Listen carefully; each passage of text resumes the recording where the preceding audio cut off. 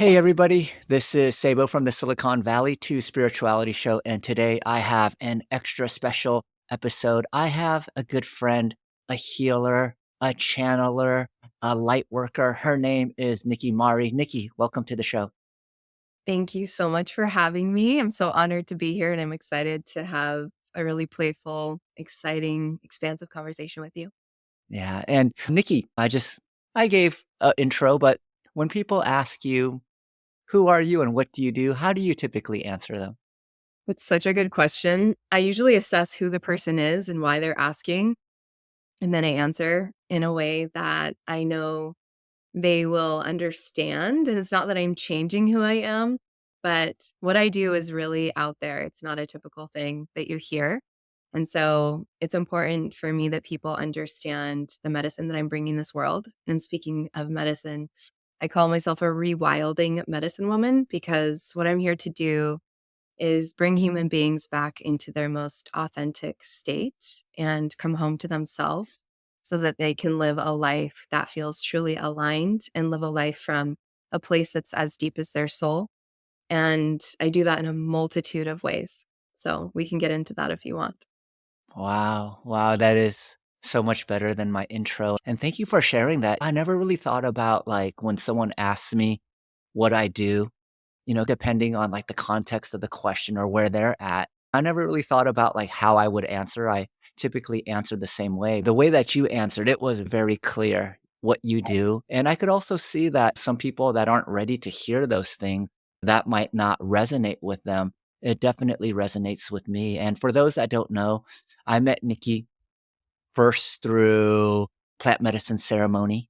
We were doing a preparation class together, and I happen to know your significant other as well. So it was really nice to just connect with everyone. And having sat in ceremony with you for a couple of days, it really opened me up to everything that you were doing. And we had so many deep conversations before and after. And you you really touched a part of me that I think really, I don't want to say was dormant, but wanted to come more alive, which was to really connect with my true self and then figure out like how to communicate that rawest, most authentic version of myself to the world and to not be afraid to expose that side of me. And the more I got to know you, the more I realized I think more people need to know about you. More people need to know about you and figure out how you could possibly help them. And that's why I wanted to have you on the show.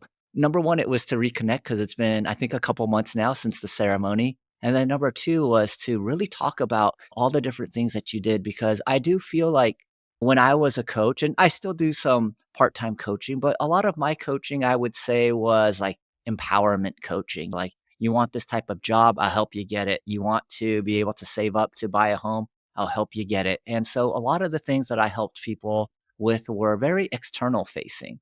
And what I noticed was that, yeah, it was great to help them hit goals. It really empowered them, but very rarely did it lead to any type of long term joy. And I feel like what you're teaching is actually what leads people to feelings of peace, feelings of equanimity and comfort. And that's what I truly believe people are really after. When they are coming to me to achieve these things, what they really want is not necessarily the better title or the vacation or the car or the house, but it's really to have this feeling of peace and equanimity. You are so right on. That is exactly it. And I actually do things in an inverse of that. So when people come to me, I will help them get the career that they want or move to their dream location. But we never start with that.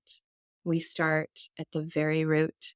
And it's often in childhood where we go, or even a past life.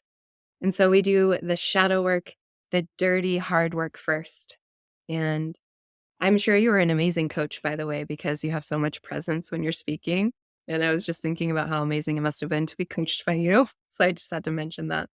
Thank you so much. I have this level of comfort speaking with you that I usually I'm comfortable around a lot of people. I'm a people person, but there's just something about when I'm interacting with you, I just feel like more of my truth could come out. I felt like this is going to be such a wonderful session. And so maybe a good place that we could start is what got you into doing this work in the first place?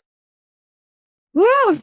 That is a spicy story, but I'll let this flow as it desires to. First of all, when I was young, starting at the age of 5, I noticed that I had some mystical capabilities. And I didn't know this until later, but I was practicing shamanism as a little girl in the mountains of Utah. And I was not trained in shamanism. In fact, I was in a very conservative patriarchal religion, and I was very enmeshed in it. And what I was doing, I innately knew as a kid I should keep secret. So I did this secretively, and my energetic gift started to grow, and it's something that I didn't understand, and I started to feel somewhat like an outcast, and I felt there was a part of me that felt like if people knew all parts of me or all facets of me, that it would be too weird and I might be shunned. And in the community that I lived in, being a perfect example of a good girl and a princess was the way that you survived. And so Mm, I really learned to right away put on a mask and to be this version of myself that I knew would get patted on the head and being given the gold star. And that conditioning went on all the way through. I ended up rebelling against that community and left that religion I was in. And I'm not speaking bad about it at all. It just really wasn't for me. And it was mostly about women's empowerment why I left. But I found myself later on actually being in a marriage that had very similar energetics to that. And I had to figure out a way to remove myself from a very chaotic and honestly abusive situation. And so I started to do some deep personal work. And how this all ties together is I was practicing my mysticism, my energy work, and going to hypnotherapy school and getting trained in coaching. And I started applying all of this to myself. And I realized that there are so many women and men living on this planet that are not even remotely close to being the full true versions of themselves. And that I am not a rare case. And that there are so many of us that wake up one day and go, what is this that I'm living? I'm deeply unhappy, but I should be grateful. I did all the right things. I got the job. I got married. I had the kids. I checked all the boxes. Why do I feel like this? And it's because we completely lose sight as to who we are.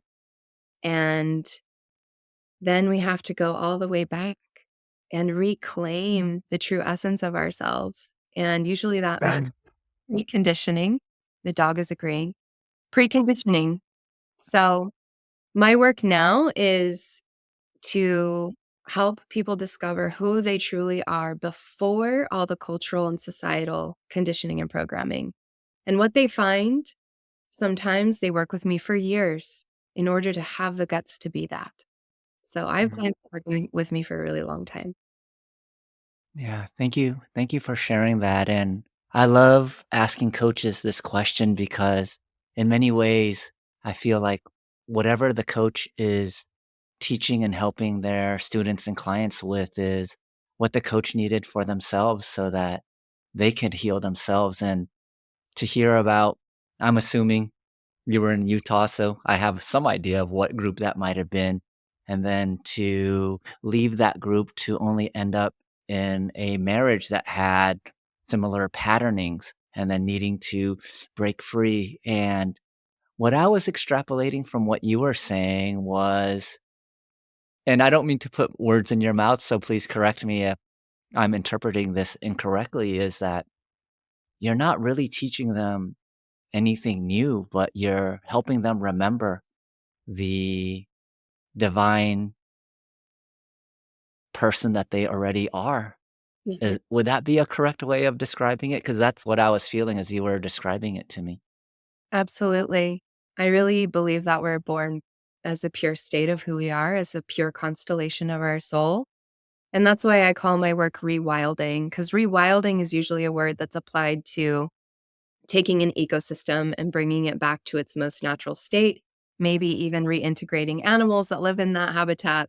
And so it's really rewilding. It's looking at all the compartments of your life, all the different rooms within yourself and going, is that natural? Is that natural? Because if it's not, guess what? You're not going to be okay with it. It's not going to feel aligned. It's not going to flow. It's going to block your abundance. It's going to block your happiness. So, yes, what you were saying is exactly right. It's bringing people back to their divinity. I love that you use the word natural because instantly what came to me when you said what's natural is I thought about the word normal for some reason. And I started realizing that when I was younger, people would use the word like normal. This is normal. This is normal. And what came to me as you were saying that was like, no, what's natural is what our essence is. What is normal can change throughout like whatever society's consciousness at the time. So bringing it back to what's natural to me really gets to like the essence of who you are as a human versus the essence of what you think society is asking for you in this time and place. And so what I wanted to ask you was what were some of these gifts that you had when you were younger that you noticed? Okay. So, starting when I was 5, I lived, like, in the mountains, tucked into the mountains, and I would leave my house. I still wonder, like, what my parents were thinking because I was, like, 5, 6 years old, and they would just have me leave. I would walk out the front door, and they'd be like, "See you at dinner." But if you live in a forest, that's cool. I started to be able to hear things that others couldn't hear, like, I could feel and hear the voices of the trees. I could feel the consciousness of the wind and the love in the earth. And I really developed this relationship with the natural world that was truly bizarre and the opposite of what I was going to church for. This is like paganism, shamanism. And I started to collect rocks and crystals. I was doing like crystal work. And I even found this shop. And I still have people contacting me from elementary school that talk about this. I found this random shop, and it wasn't even like a spiritual store, but they collected rocks from the canyons. And I would go there and I would build these crystal grids, and I had no idea what I was doing. And I would be like, this one feels has these powers. This one has these powers. And the other thing that happened was I was such an empath as a child. I could feel what people were going through to such a degree that I would feel this energy begin to collect on my hands. And Wow. I thought I was going nuts as a kid. I actually thought that I was crazy and nobody knew that I was crazy and I couldn't let anybody know. And I would go into my room and I would do this cleansing technique and I would go hide and cleanse my hands. And then later, when I became a Reiki master teacher, guess what? My teacher taught me the exact same cleansing technique. And my brain just went, wait, what? So fucking insane. That's so cool, to whatever you were doing intuitively, you figured out that was actually a technique, and when I first got to college, I had not drank, I had not consumed any cannabis, I was, like, really about, like, clean living and being, like, peak athletic physical shape, and I remember one of the first times, this was my junior year, I smoked weed with my roommate, and after smoking weed with my roommate, I didn't know I was doing yoga poses, but I just started doing random yoga poses. Downward dog. I would do like crow's pose as well. And I was just doing like all these poses that just felt like really good for my body. And people started going, oh, Seibo's going to start stretching again. And this was back in the late 90s. So I don't know if yoga had entered in like the collective consciousness of what people were doing for recreation at the time. And then so as yoga got more popular, I started seeing all these different poses and going, that's what I do, and it felt like a lot of affirmation for, yeah, all the people that were ridiculing me, like, I knew what my body needed at that time, so it's really cool to hear someone else who was doing something, then later realized, "No, this was actually the technique that they teach you to." Was it to just let go of other people's energy that you picked up on? Yeah, I would do it to feel like my energy field I didn't know what I was doing back then, but it was to make sure that I felt clear and I would feel like brighter if I did it. And then in Reiki, you do that to just clear any it's called energetic hygiene, but you clear any other people's residues from your system. And yeah. That's what it's for. But I would love to explore one of your past lives because I feel like you were channeling yoga from a past life or something. That's so Mm. astounding. I love it. Oh, we'll definitely set aside some time for that. Okay, I'm so fascinated by you were laying out these energy grids, and I remember on one of our drives together, you had told me that your son was also laying out the energy grid, so I know exactly where he gets them from, and then I remember I asked you, "Do you know what the concept of a indigo child is?" And for my audience, I don't think I've talked about indigo children, but indigo children were a set of children that were born, I believe after the '80s, that were supposed to be born, I believe, with their heart chakra already opened, so there was, like, less intentional exercises that they needed to do to activate that energy center, but now I see, wow, y I think you were one of the early indigo children that came into this world. I think so too. Yeah. Something was different with me. Would explain it. I never thought if I was one. That's really interesting. You were going out into the forest collecting crystals and testing their energy already. Yeah. And at what point did you start feeling comfortable talking about and displaying your gifts? I started to be a little bit more open about it in 5th and 6th grade because goth was coming into the scene. So I made it like a witchy thing and was sharing it with just close friends. But then in my later teens and like very early 20s, I went back within and did only spiritual stuff with myself. And then it wasn't until I went through yoga teacher training in 2010 where I was like, I am opening up this spiritual closet and I'm going to show everyone how different I am and what I can do. And I'm going to start honing these gifts. So I decided to start working with them, working with teachers, seeing how far they could go. And when I heard the chakra system for the first time in 2010, it was like something exploded inside of me. And I'll never forget that day. It really did feel like some doors opened and I just had this audacity I didn't have before. Yeah. And then I started leading like goddess workshops and doing things I would have never done, never had the guts to do before that. Yeah. You saying you're leading these goddess workshops really triggered this vision that I had when I was thinking about AI one day. And so I was meditating on the concept of artificial intelligence, and I was trying to figure out what role does this play in our society. And the answer that I got was that we were like, the world has been in masculine cycle for a very long time. What's logical? What's rational? What can we prove with the scientific process? How much knowledge can we acquire? And so, what I was shown was AI is a tool that we developed so that any question that we had about how big is the stars or what states are cannabis legal in, or just any question, we could literally just type it into AI and get that answer back. And so what that was supposed to do was to offload a lot of this like left brain logical linear thinking, or I don't know if I'm getting the hemispheres right, but one side of the brain is for like that linear analytical processing. And then the other side is supposed to be more intuitive, more creative. And when you said that, I was like, oh, that makes so much sense. It's you're teaching people how to get back into their goddess body and out of this. Not that there's obviously tons of benefits for that logical, rational, linear thinking, but I do believe that when you're thinking about what should I do with life? If you get into that logical linear thinking, you start creating pros and cons lists. And I believe like you can create any list that will actually justify like how you're actually feeling. And so why not really get into the root and the essence of the feeling? And when you started saying like you were hosting these types of retreats, I was like, wow, okay, I could see you were already planting the seeds for this type of thinking.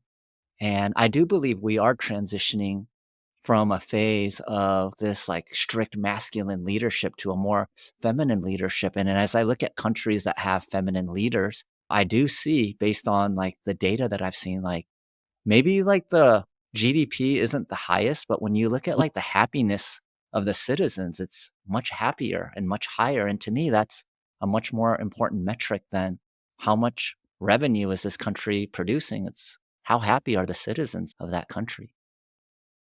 Absolutely. Yes. And based on the historical data that I have read, and I've been reading many books on this recently, matriarchal societies, which there were many of long ago, typically in a matriarchal society, there was no suppression of the men, no suppression of the masculine. There was more equality because, and I'm not saying men or women are better than men or anything like that. I could go on and on about the subject, but women generally are naturally more about inclusion and unity, and it's our nurturing essence. And so, matriarchal societies of the past would bring men into leadership positions with them, even though there was a matriarch that really made the laws and the rules and kept things under control. The men were brought in and seen as equals and were a part of the process. So, patriarchal societies have typically not done that. And there are arguments about why, but the strongest one that I've seen goes back to Mesopotamia, and it has to do with actually armies and building civilization and war. But yeah, I just wanted to throw that in there because I agree. I know the state of the world looks really awful right now, and it's easy to go down into a tragedy spiral. But I think that we're moving towards that more unification and maybe even more matriarchal energetics in society. Yeah, I hope so. Yeah. Yeah. And thank you for that comment about the patriarchal way isn't necessarily like a bad way. It's just the way that things have been implemented have not been fair to everyone. And I'm a big believer, like, I'm much more intuitive and emotional than I was before, but I don't try to deny my logical, rational side. There's tons of like great utility for when I need that part of me. Hmm. And so I believe that, yeah, balance is best, but we've been really imbalanced one way. So to me, it makes sense that in order to course correct, we need to swing the pendulum to the other way. And as time goes on, it'll start normalizing in the middle. Think, yeah. No, go ahead. Yeah. And for me, I always want to stress to my audience that I don't think any of my guests nor myself believes like one way is the right way. We're just really trying to talk about different perspectives and then how, if we do have differing perspectives or different ideologies, how can we bring them together in a way where we all feel seen and heard and we all feel like we can thrive and not just survive? And I don't know the answer to this, but I do believe having conversations like this where we get to discuss these deeper topics and what's really important, and maybe even talk about some ways to have a solution to some of these challenges. I believe that we will eventually get there. And I also believe that there is no better time to be alive than right now. I do believe that just like you as a parent, it does seem like it's very crazy. But one of the things that I saw in the ayahuasca ceremony that we were sitting in was that everything is playing out exactly as it should. And the question that I needed to ask myself when I'm feeling stressed out or anxious about what I think might happen is, how is this situation serving me exactly as it is? And not trying to change anything, just accepting it as it is. And for me, I believe that a lot of the people with differing ideologies than me or have said things that I feel are offensive or hurtful, when I ask myself that question, instead of thinking like that person was someone that wanted to maintain the patriarchy and keep themselves in a position of power and suppress everyone else, I started getting into the mindset of, oh, this person was probably wounded as a child and has created these ways to protect themselves that maybe were serving them when they were a kid, but no longer serve them as an adult. And then it just starts giving me like more, it just broadens my ability to be compassionate and to not feel like life is happening to me, but happening for me. And another thing that I got during the ayahuasca ceremony was that we were all like super brave and excited souls to want to enter at this time because there is so much change that is happening in such a short period of time. And it's exciting to be a part of the physical world where there's this much change. And I believe as light workers, part of our responsibility or calling here is to keep shining the light where other people see darkness. And hopefully, when they can see light and even the things that are dark, it opens up their aperture for what they find as acceptable behavior and become more inclusive, like those matriarchal societies that you were talking about. Mhm, mhm. So much to say here. Yeah, I think one of the most insightful things I've ever heard about the state of the world is we will always have war. We will always have suppression and devastation if we have that within ourselves. Mm, And so we really have to look within and look at how we're suppressing ourselves, how we're at war with ourselves, how we're creating sabotage within ourselves. That's where we have to start. And instead, everyone is looking outside of themselves and feeling attacked.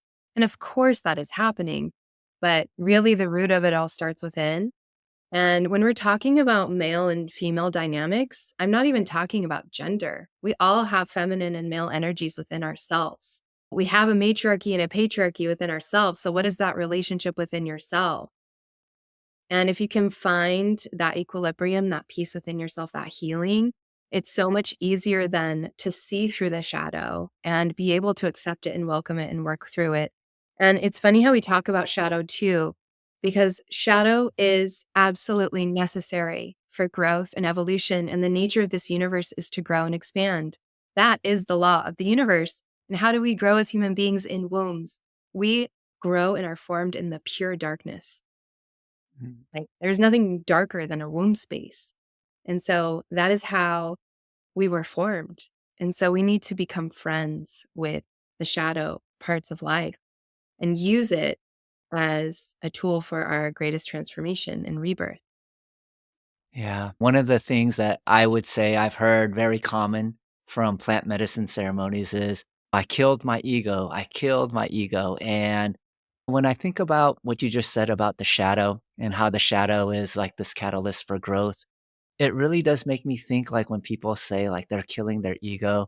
Actually, I think of it as, yeah, you've killed your ego and now your like spiritual super ego is about to come out with this holier than thou attitude. That's number one. But Yeah. number two is CK told me one thing that really stuck with me one time.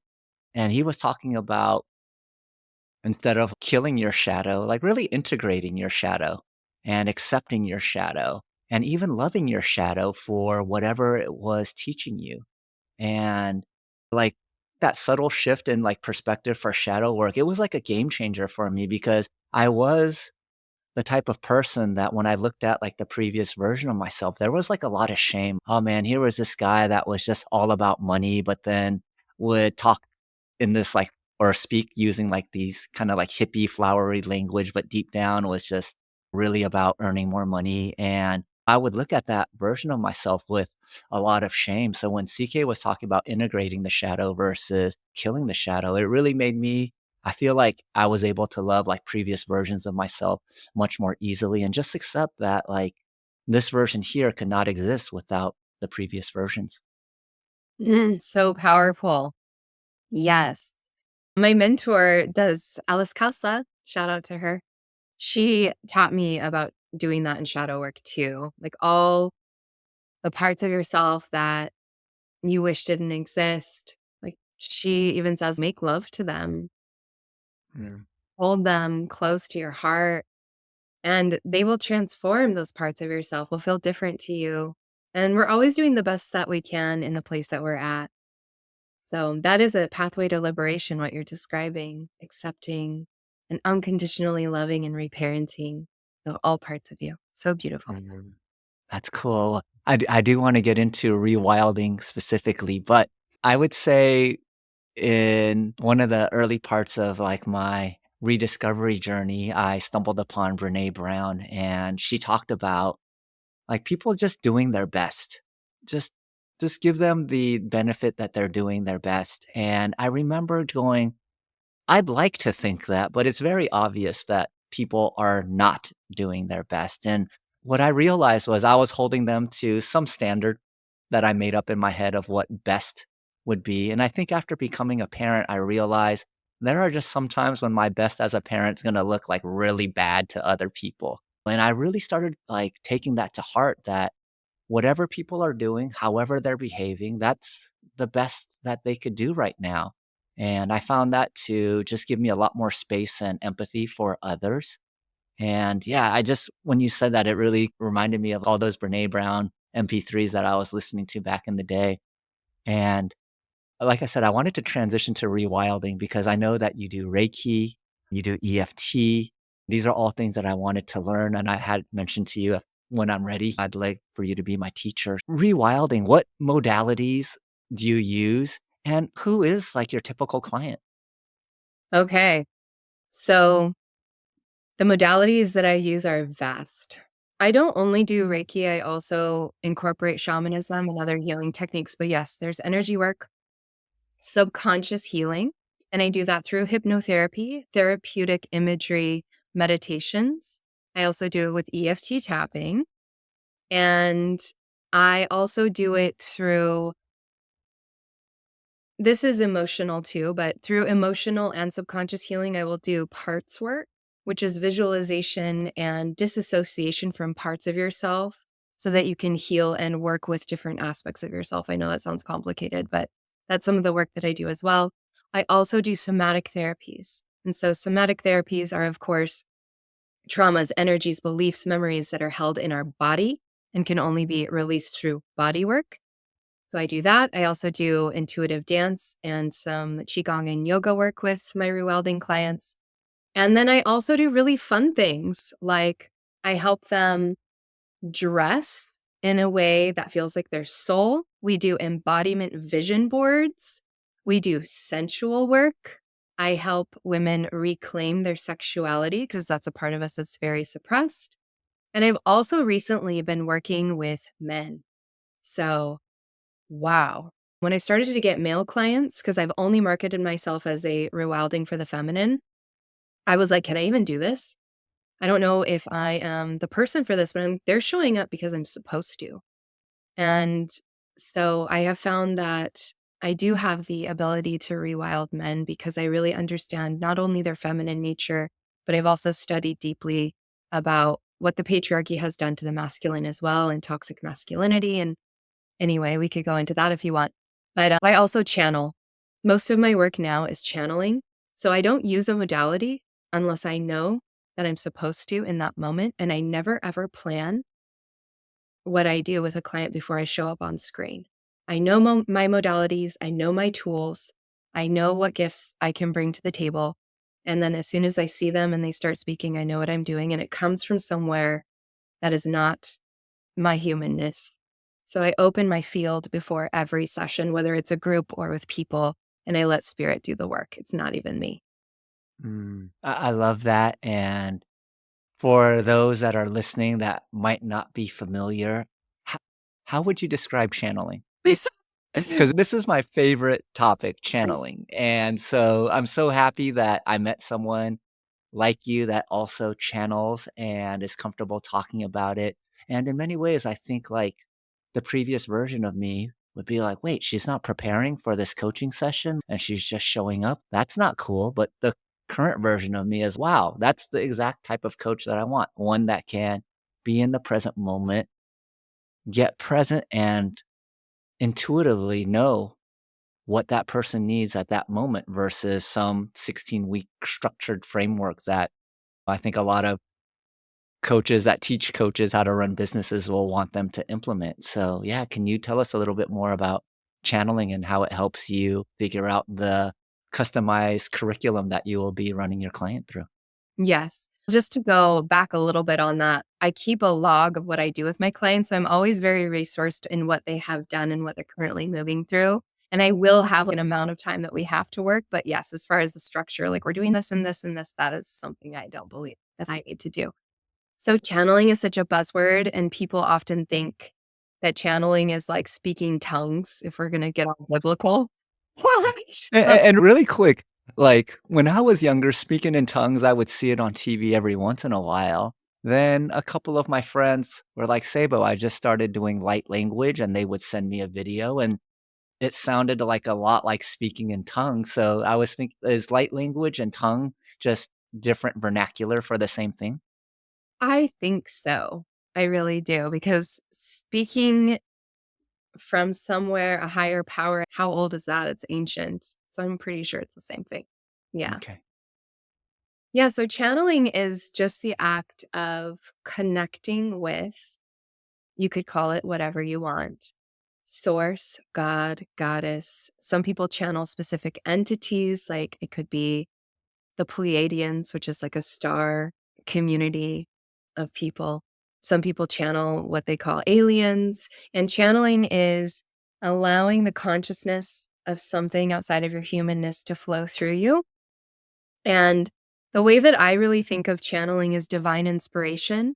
Sometimes I actually feel, and I do this, I record journeys via audio for my communities, and I will channel the consciousness and the voice of certain goddess deities or archetypes.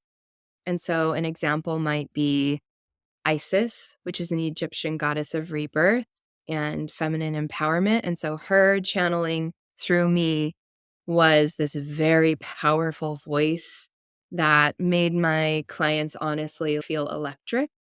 And then I've channeled Aphrodite energy, which is very sensual and playful. And I was talking about, the light on the ocean and really embodying your soft femininity. And so they're very different energies, but that's what channeling is. You drop in, you almost feel this space open up within you, and it feels like a different wisdom. And it's not that it's not you, it's in you too, but it activates something within you. And suddenly you're saying things that you know you wouldn't have thought of yourself. Yeah. Yeah. Thank you for that explanation. I love it. I was meditating on the concept of channeling and I was asking, like, what is actually happening? And what I got back, and I was just curious what your thoughts on it were. It basically said, Sabo, you're overthinking this. Everyone channels. Mhm. Nikki is channeling Nikki right now. You're channeling yourself right now or your spirit right now. And everyone can channel. It's just a matter of if you know how to intentionally switch the channel. So you don't have to worry about whether you are channeling or not. Everyone's always channeling, but the skill is being able to dial in like the specific frequency that you want to channel, the Isis frequency or the Aphrodite frequency. I'm just curious as you hear me regurgitate what I experience in my meditation, does that align with your thoughts on how channeling works? Oh, completely. Yes. And I love that you said everyone's channeling all the time, because they are.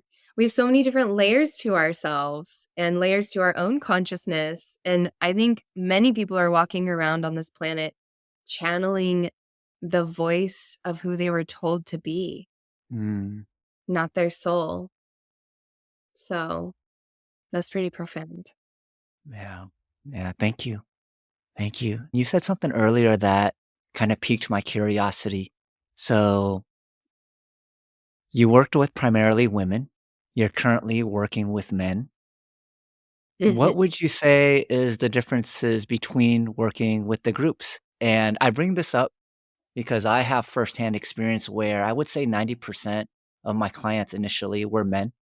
And then now I would say it's almost inverse. It's 80% women, 20% men. And I definitely have very strong opinions of the differences between coaching men and women. But I'm curious what you've come across. First of all, everyone wants the same thing. They want to feel fulfilled. They want to feel alive and in their joy, and they want to feel liberated. And so innately, essentially, everyone wants the same thing, whether you're a man or a woman or non binary, it's all the same. But yeah, the conditioning is very different. And I don't think that there's enough voices out there talking about the way that men have also been programmed by patriarchal powers that be. And women are when I work with women, they are constantly blaming themselves. They are constantly apologizing. They are constantly carrying guilt and shame outwardly. They're constantly making themselves smaller. Men, when I work with them, some of them very quickly will tell me that they're putting on a front, but they have learned to put on this big show and act like they have it all together and act really strong, like they don't have emotions, like they don't need anything. But inside, they're just as soft and emotional. And they also feel guilt and shame within, but it's much more on this insidious level. And they also have this provider wound. And this is so generally speaking, everyone's different, but that's what I have noticed.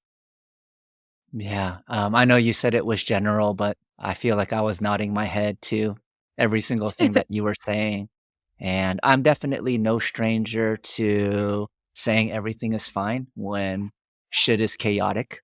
I also know that many of my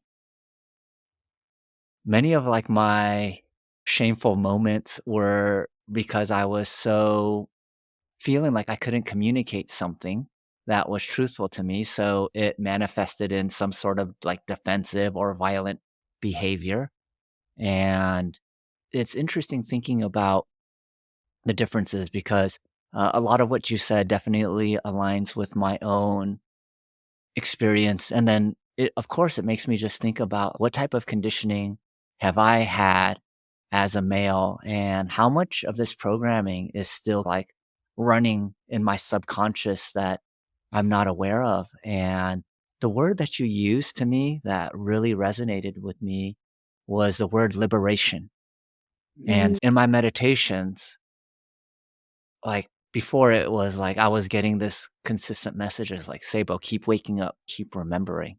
And then more recently, it was like, "Seibo, awakening and remembering is like the white belt stuff. Now you gotta get into, like, liberation mode." That's when you really start, like it's like awakening and understanding, like, this is the nature of reality. It's not just this rock that's floating through space, it's much deeper than that.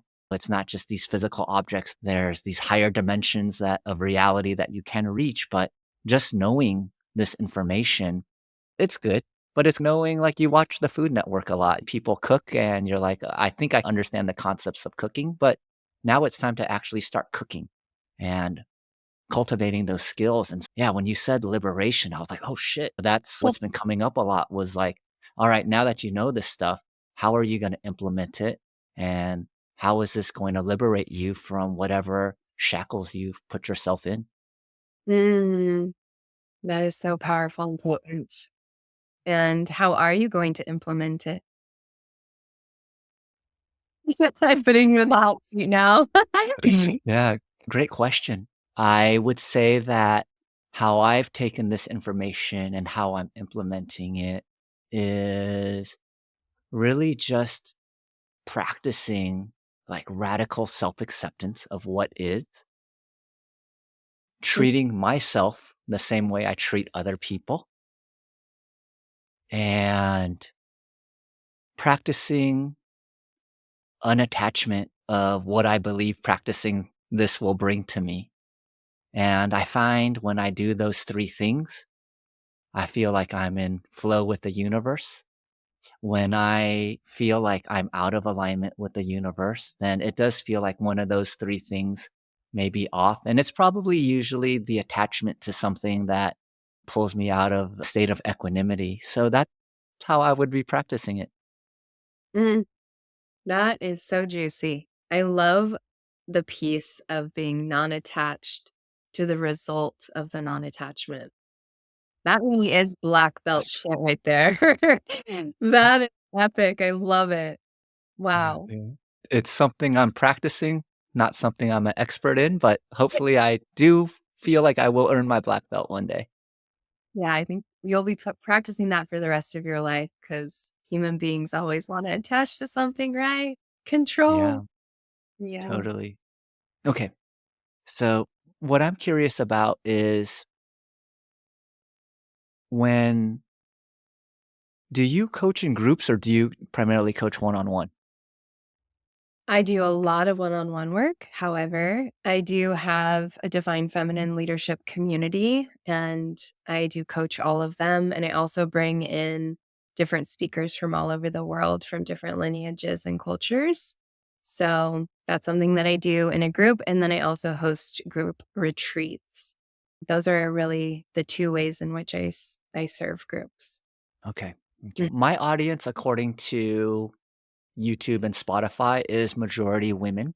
And so I know that when someone wants to improve themselves, like it needs to come from them. But what I'm suspecting is a lot of women would like the men in their life to be able to practice some of this, to give themselves more relief from their own prison and to be able to show up the way that they know that they could show up.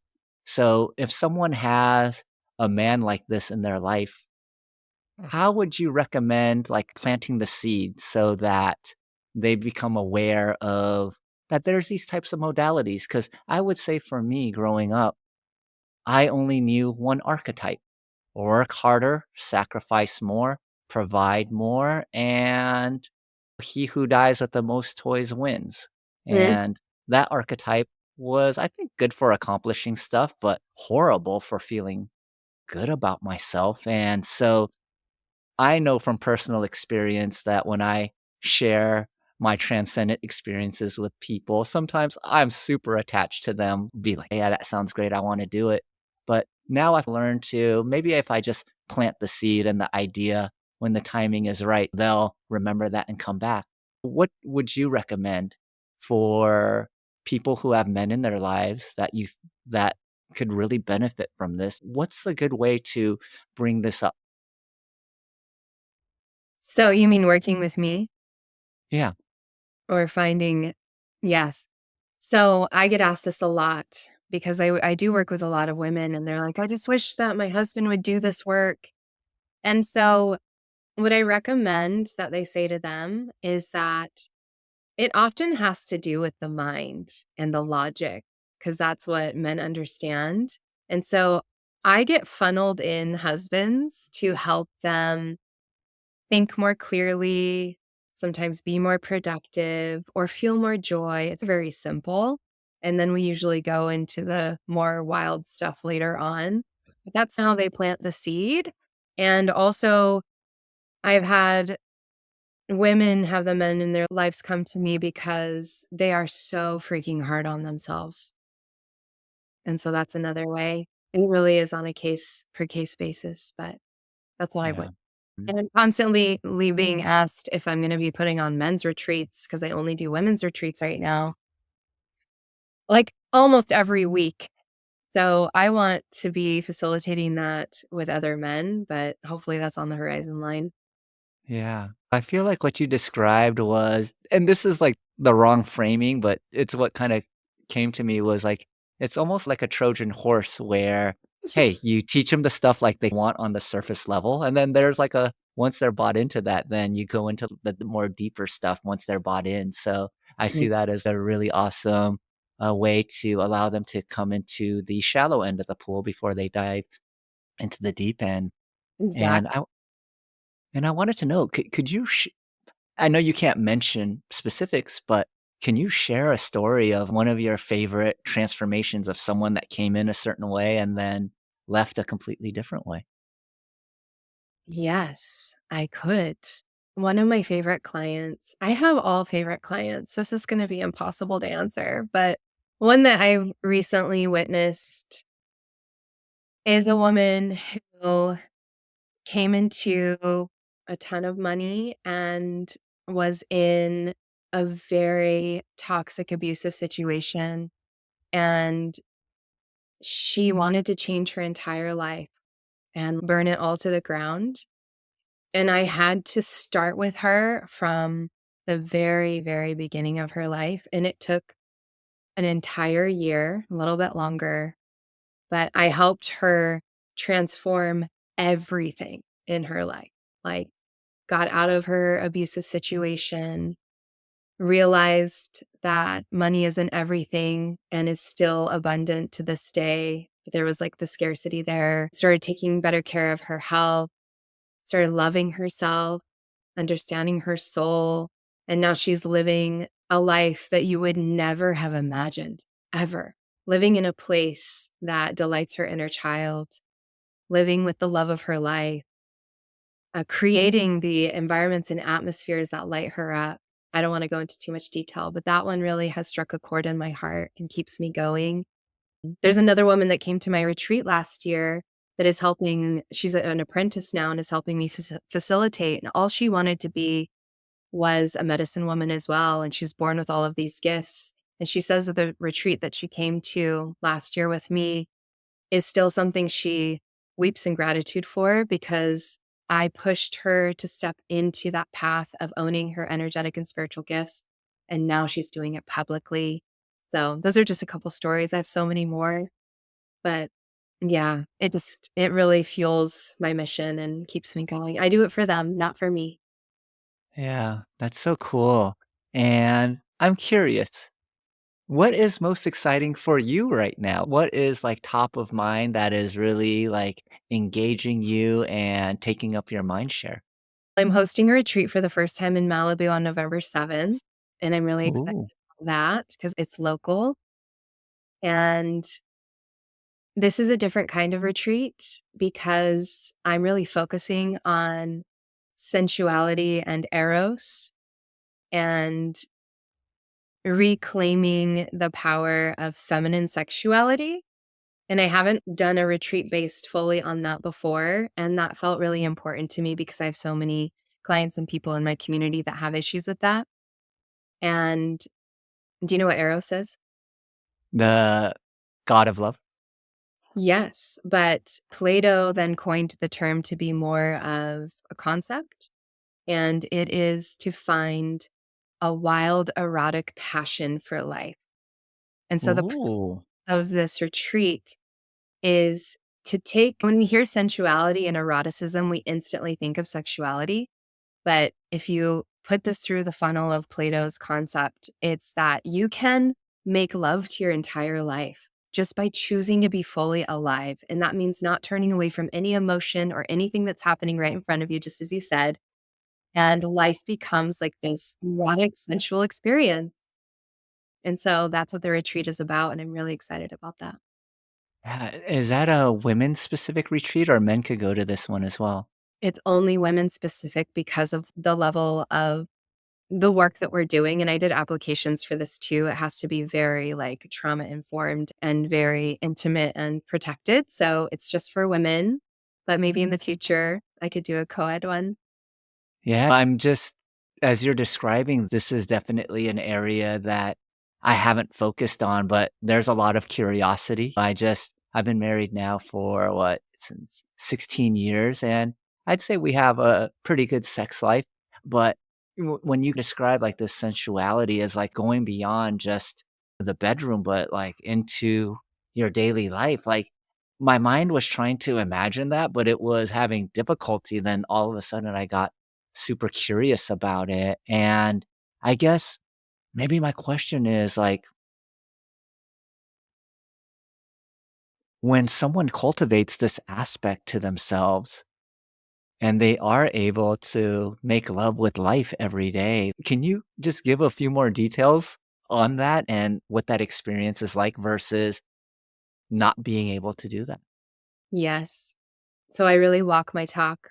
I live and embody everything I teach. And this has been something I've been working on for a long time. Now, when I wake up in the morning, I have this goddess altar and I light all these candles and I move my body and I energetically make love to the fact that I am alive. That's the first thing I do. When I get dressed in the morning, you can see what I'm wearing. I ask my eros, my wild erotic passion for life, what it wants to wear. I don't just put on the same black or beige thing. I really listen to if this was a day that I wanted to celebrate because I want to, what do I want to put on? And then when I eat, and I'm a mom, so sometimes I have to remind myself, but when I eat, I like close my eyes and I really allow the taste to coat my tongue and I allow the food to go down my throat and really feel like the essence of what a miracle that is. That is just the morning. So that is what it's like to live with Eros. Wow. Wow, that's I could totally imagine and envision it now. I would say that, like, I'm not a guy I wouldn't say I'm a foodie, but when I consume cannabis, I am a total foodie. And when you were just describing just your morning of eating food and all the physical sensations of the food, the chewing, the swallowing, probably the aromatics that are coming out from the food itself, and really just being in that moment of like how awesome it is to even be able to do this. Like it gave me, like, that epiphany of, yeah, when I'm stoned, that's why I love eating. My mind is, like, in a million different places usually.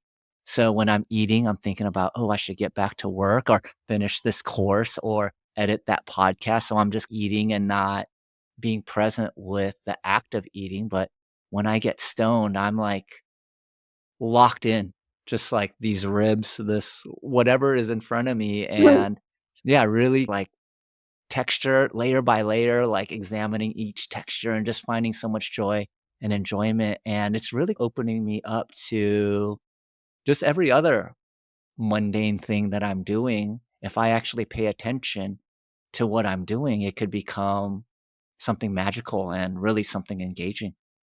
Exactly, that's it. It's all about presence and intention and allowing your life to be beautiful because even just to look at certain colors around you, you can feel those colors coming at you and feeding your soul if you're awake to it enough. That's how simple it is. It doesn't have to be this big pageantry. So, yeah, you could say Eros is also a form of mindfulness. Mm, arrows. I like it. I like Mm. it. Okay. I don't know why I was hesitant to ask you this question, Uh, but I'll ask it anyways. Is would you be comfortable doing some live channeling? oh my gosh, are you serious? Yeah. Yeah, of course I would. That is Okay, not what I beautiful. expected you to say. Awesome. I'm so glad I asked. Take your time to get into the channeling state. And I guess before you go in, are you able to bring in Isis versus Aphrodite, or you just open up and whoever comes through? No, I can direct it. I trust that whoever you're going to bring through is going to be perfect. Okay. I'm gonna listen first.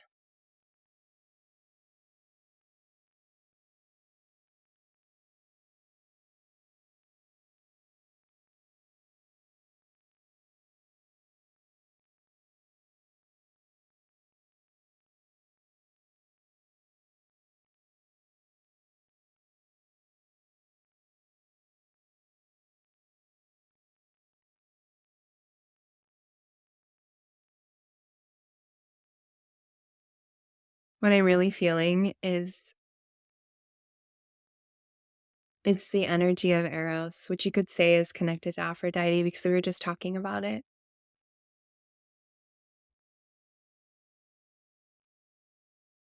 And I want you to close your eyes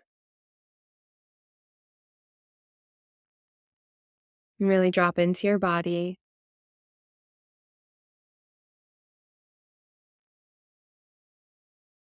and become fully aware of your breath.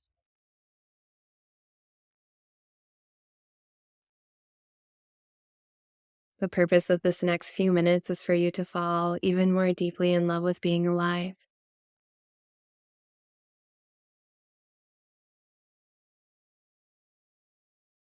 So bringing your awareness now to your heart,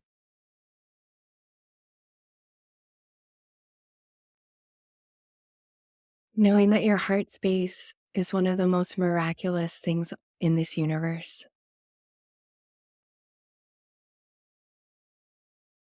We have a physical heart, but this heart does not even represent what's really there.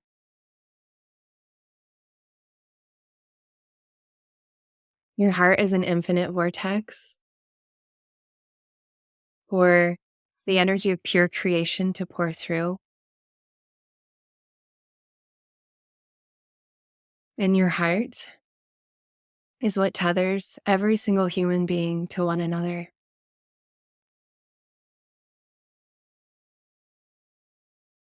Your heart is actually where you can cultivate infinite erotic wild passion for life,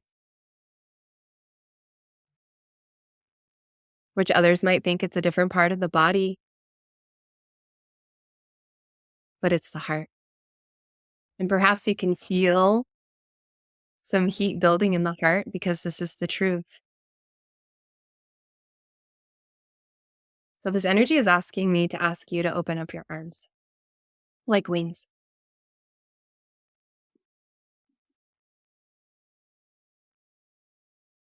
Just the act of opening up your arms reminds you that you are already liberated. That it is your choice every single day, whether you want to be numb, whether you want to shut down, whether you want to be complacent and small, whether you want to fit in boxes, or if you want to open up your arms like this and take your life seriously. This wild erotic passion for life, this joy, this joie de vivre, it's already yours. You don't even have to work for it. It's innately who you are. You were born with this prismatic soul and this emerald heart for a reason. And all of the chaos and the shadow of this world is so that you have the opportunity to remember. Because if you didn't forget, you wouldn't realize how special this is. So even though those arms are out and they might be getting fatigued, keep them open, keep the palms open. And bring your awareness to the energetic you. And that might sound strange, but feeling the space within yourself instead of your physical, tangible self, feel the space within yourself. Feel the bottoms of your feet up to your shins and knees, thighs and hips. Feel your sacral, your belly, your heart, your shoulders, your arms, your hand. Feel your neck and your head and your eyes and your hair. All of this is vibrating with pure orgasmic ecstasy all of the time. All of it is playful. All of it is pure laughter. And nothing is what you think it is.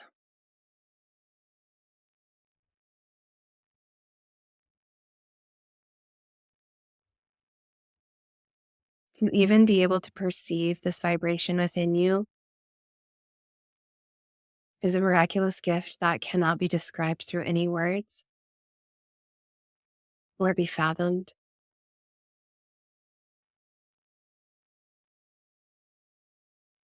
Every single cell in your body is making love to you. Every single breath is an act of source energy making love to you.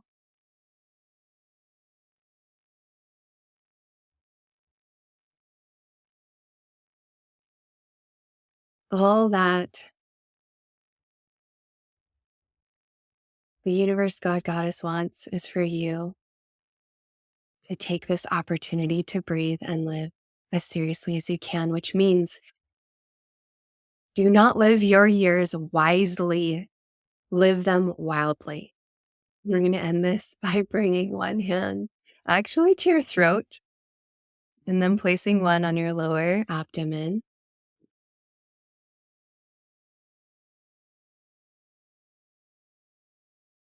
Honoring the authentic vibration of what you are. And then having the audacity to express it with your joy, which might seem like insanity sometimes. Feeling so much love, feeling so much aliveness.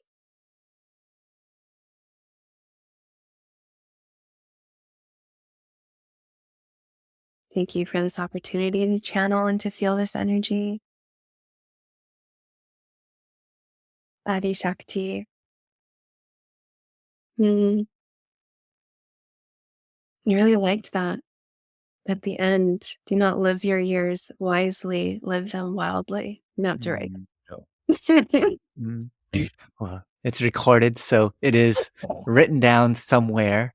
But wow, that was thank you so much for that. I was expecting to hear something that would really light me up. I wasn't expecting to do something that would light me up. So I in the middle of the meditation, I already had this like little thought like, "Oh, I got to cut this part out and just isolate it as a short guided meditation to do, and it Mm. really did make me feel connected to myself, connected to source, and I really felt like all the individual cells in my body having a an orgy in my body, so it was really Yes. nice.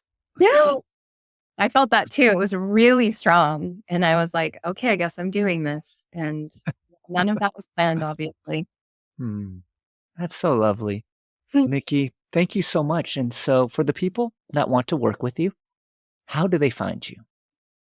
You can find me on NikkiMarrè.com. So that's M as in magic, ARE, and it's Nikki, NIKI. So NikkiMarrè.com. And then my handle on Instagram is a really good place to find me because I answer almost all messages. And that's Nikki Marrè. Mm, Yeah. beautiful. And I feel like you already sent us off with a really awesome message, but I'd like to give the non or the version of you channeling Nikki a chance to leave our audience with whatever it would you would like to communicate to them. The floor is yours. I just want everyone to really know that where they're at right now is perfect. It's the perfect place for them to become the most liberated essence of who they are and where they are right now, no matter how chaotic, how dark, how troubling and challenging it is. It's the perfect soil for their next phase in life. And so I just feel really called to tell everyone that they're not doing anything wrong. They are worthy of loving themselves into the next chapter. I don't even know why I'm saying this, but someone needs to hear that out there. Mhm. Mhm. I feel that, and I needed to hear it too. So Mhm. thank you so much. And I'm just so appreciative. I've always been wanting someone to channel on this podcast, so I'm so happy you were the first one to do it, and I'm just really happy that we've continued our friendship and our relationship, and I want nothing but the best for you. I want as many people to be able to experience your healing modalities, and I believe that if we just do all these things, we can really heal the world. We don't have to tell people you need to think this or you need to believe that. I believe that if you help people remember who they are and we help everyone remember who they truly are, then to me, that is the clearest path to healing the world. Mm, it is. Thank you so much for having me today. It was such a gift. I truly am so honored, and I love what you're offering the world too. So keep shining bright and smiling and using that. You have a really influential voice, so just keep using it because I really appreciate it, and so do so many others. Mm, thank you so much. So for everyone that wants to work with Nikki, it's nikkimarrè.com. Her social handles are also there. I will put them in the show notes. So in case you guys didn't write it down, you could just click the little blue hyperlink. And Nikki, so happy to reconnect.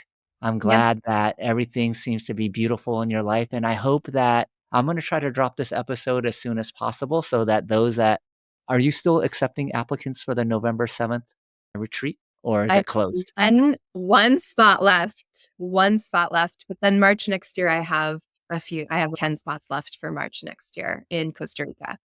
Okay, so I'm gonna edit this video today, so it'll be ready by tomorrow or the next day, so that one spot will get filled. And just thank you again so much. I had so much fun reconnecting with you, and so happy to hear about how you're helping so many people. Thank you again.